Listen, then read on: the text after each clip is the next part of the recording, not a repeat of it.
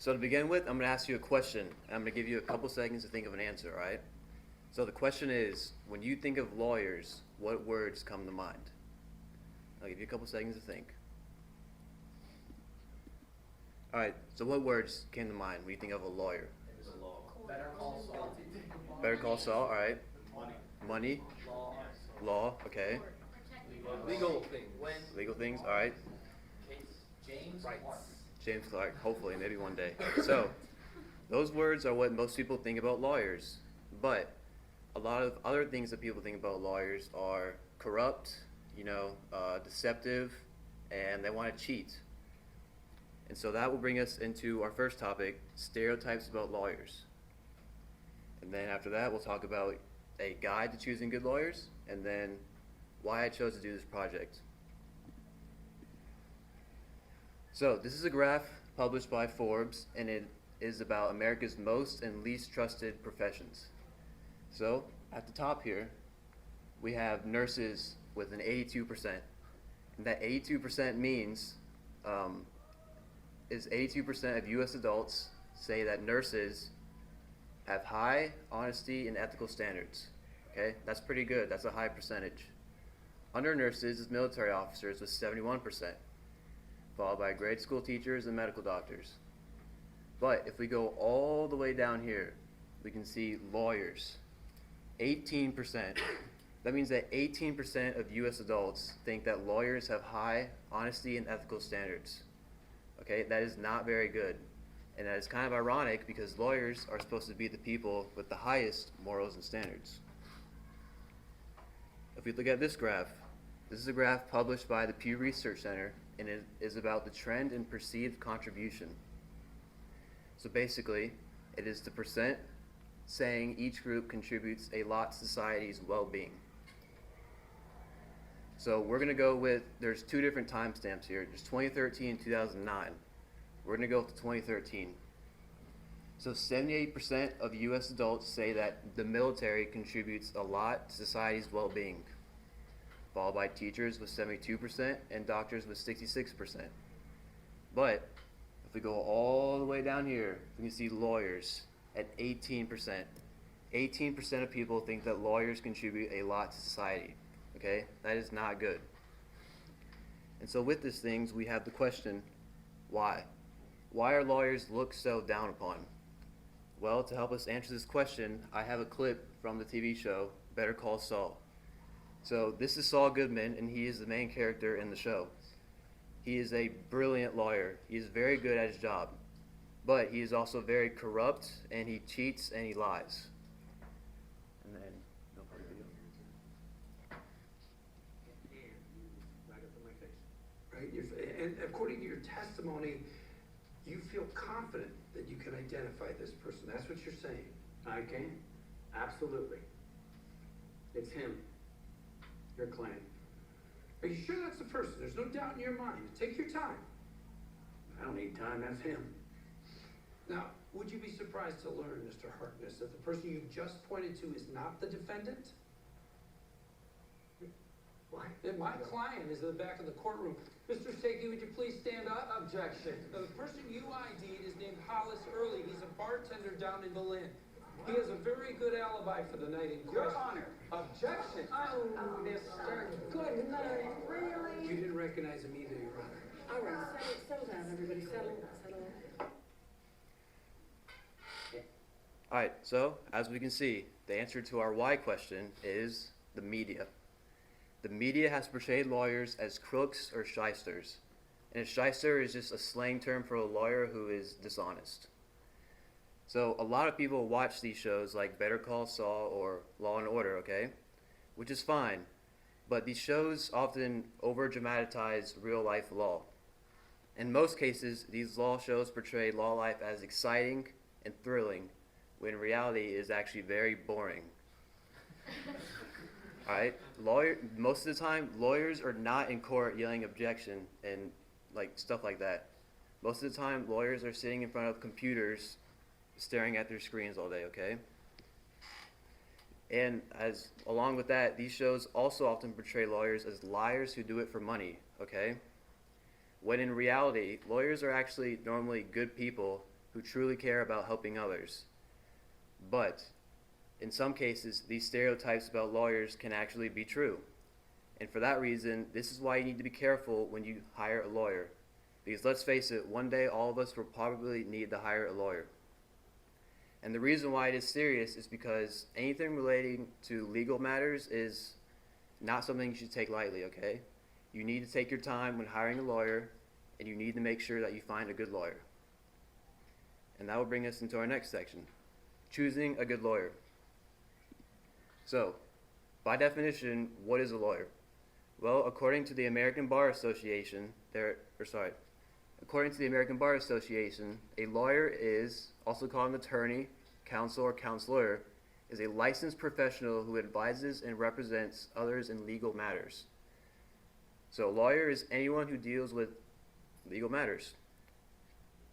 According to the American Bar Association, there are approximately 1.1 million lawyers in the U.S., okay? That is not a lot, and that goes to show that being a lawyer is not for everyone. Jenica Ingram, a writer for the U.S. News and World Report, says, a lawyer is ranked as the 20th most stressful job because they work more than 40 hours a week. Okay, being a lawyer is a very hard job, and it is not for the faint of heart. But a lawyer also ranks as number 11th on the best jobs list because of upward mobility and low unemployment. So there's trade-offs. You can become a lawyer, but it will be very, very hard and stressful, but you will also get paid a lot of money. This is a picture of the different kinds of lawyers and their salaries.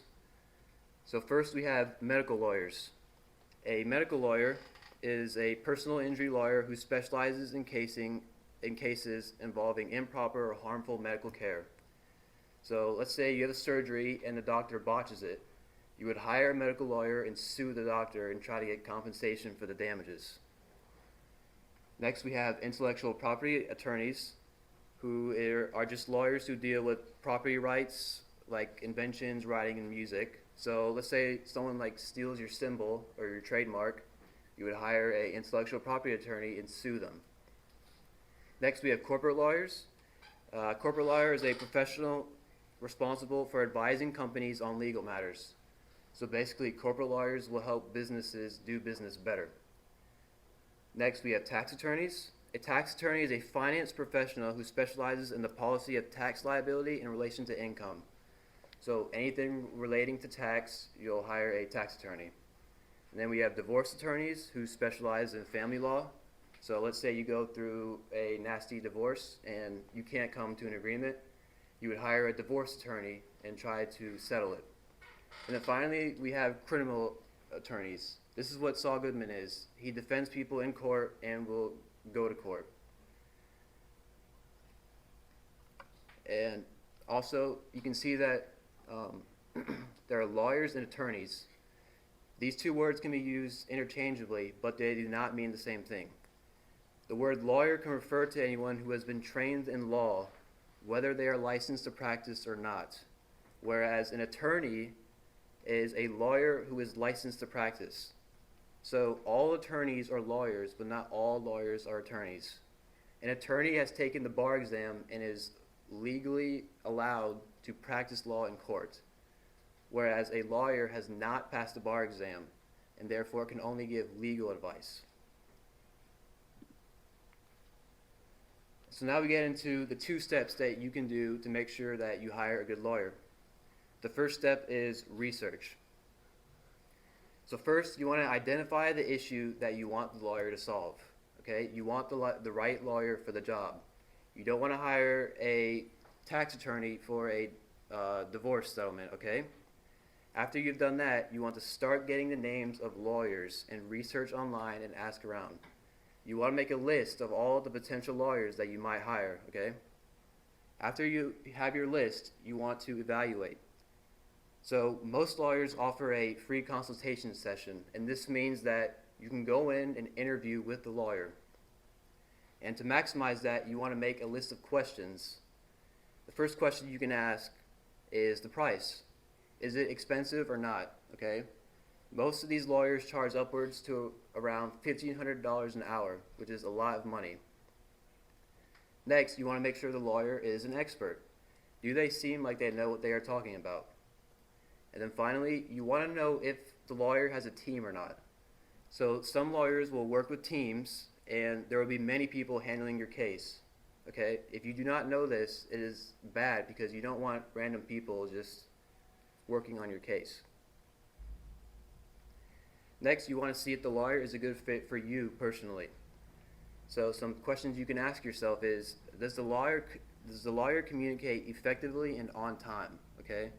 One of the most important aspects that a lawyer can have is good communication.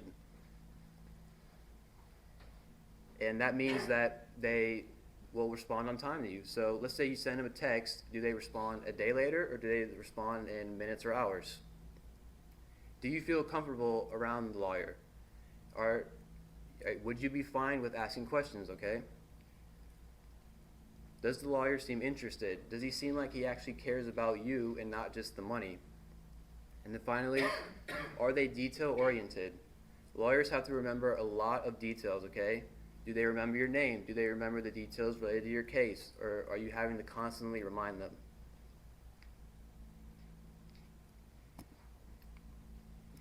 Now we can look at this from a biblical perspective too. Now, the Bible doesn't give us a guide on how to hire a good lawyer, but that doesn't mean that we can't pull from other verses to help us. So Proverbs 31, 8-9 says this, "Open your mouth for the mute, for the rights of all who are destitute. Open your mouth, judge righteously, defend the rights of the poor and needy." Okay, so in this case, you are the poor and needy. You are hiring someone to help you with something you have no experience with. So next time, if you hire a lawyer, think about this verse. Is the lawyer a mouth for me? Is he defending my rights? Is he acting justly? Okay? Is the lawyer treating me like a real person and not just a means to gain money?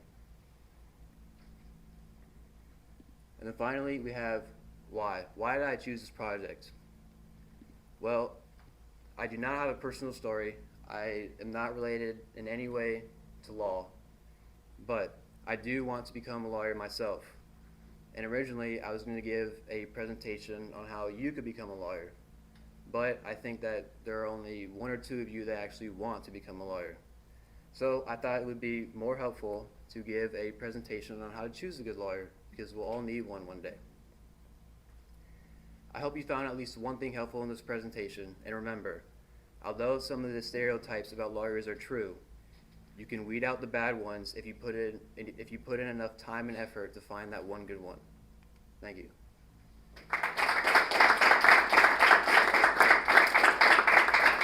All right, awesome. Mr. Waters, you got any questions or comments for? Yeah, I especially benefited from the distinction types of lawyers and attorneys. It was helpful to look at. Is there any abbreviation after a lawyer's name that would indicate whether they're a lawyer or an attorney, similar to like a person that's got some sort of certification related to human resources or an MBA or something like that? Or do they literally just say attorney or lawyer?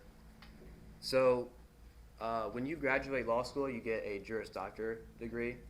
And so that means that you are allowed to give legal advice. But for attorneys who pass the bar exam, I am not sure if they have an abbreviation like that. I'm pretty sure they're just called attorneys. Yeah. Okay. Is there a particular portion of law that you think you want to practice, or do you know yet? I don't know yet. I still have to do a lot more research. Yeah. That's good.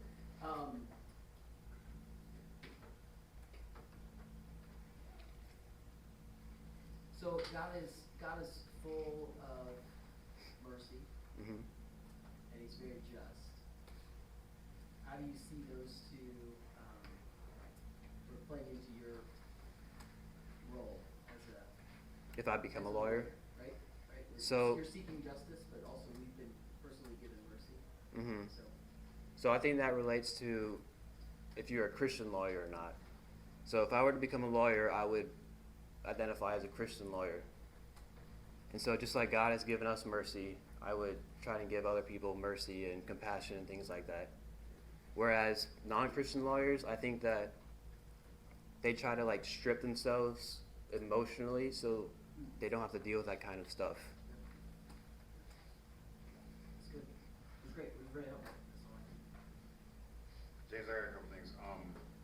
Yeah, the distinction between a lawyer and an attorney was like, that, I was unaware of that. Like, that's really interesting. Because it's almost like in a medical field where you have a doctor, but then you have surgeons. And I think both of them would like present themselves and say, well, I'm Dr. So-and-so, right? But that, yeah, that's fascinating.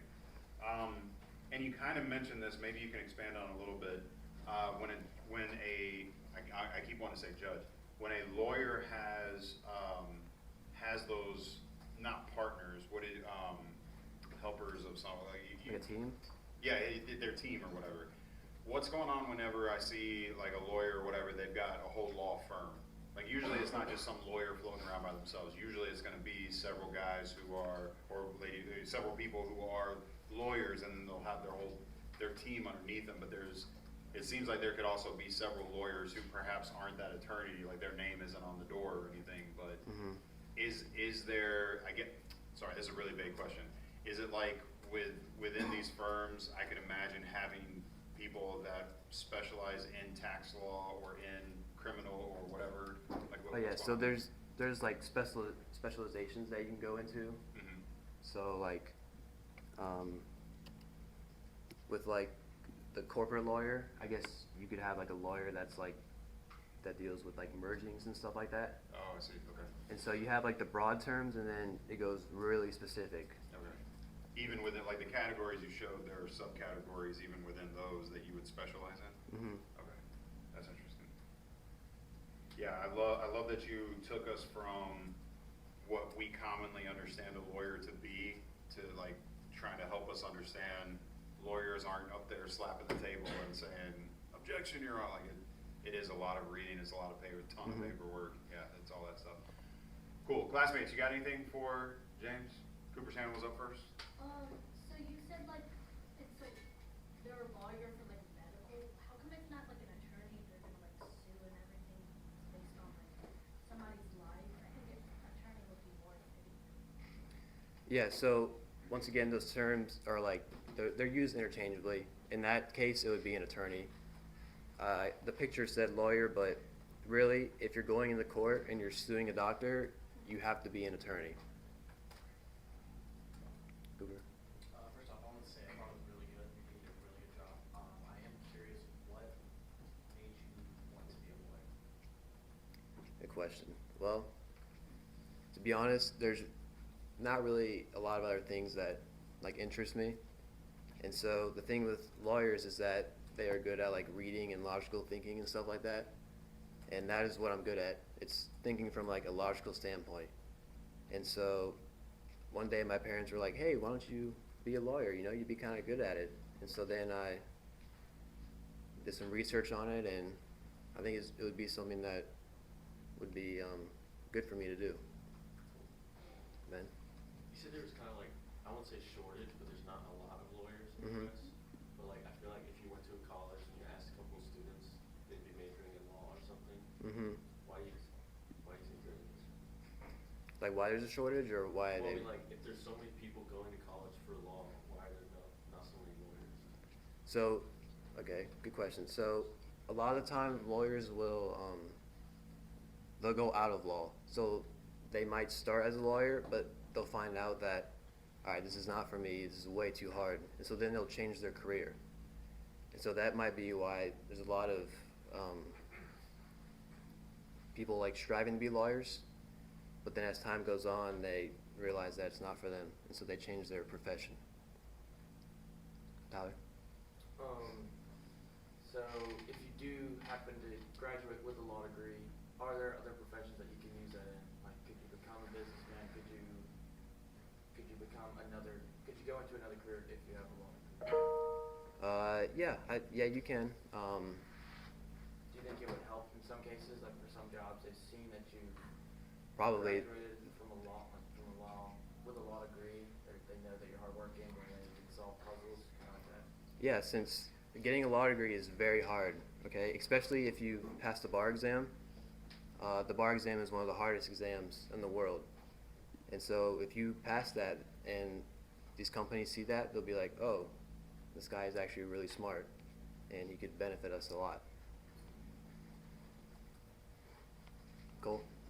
How do you feel about, lawyers defending people that are obviously guilty? So,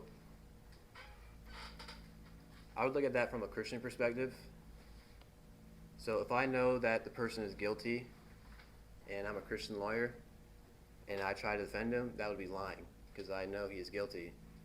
So in that case, I would just not handle the case entirely.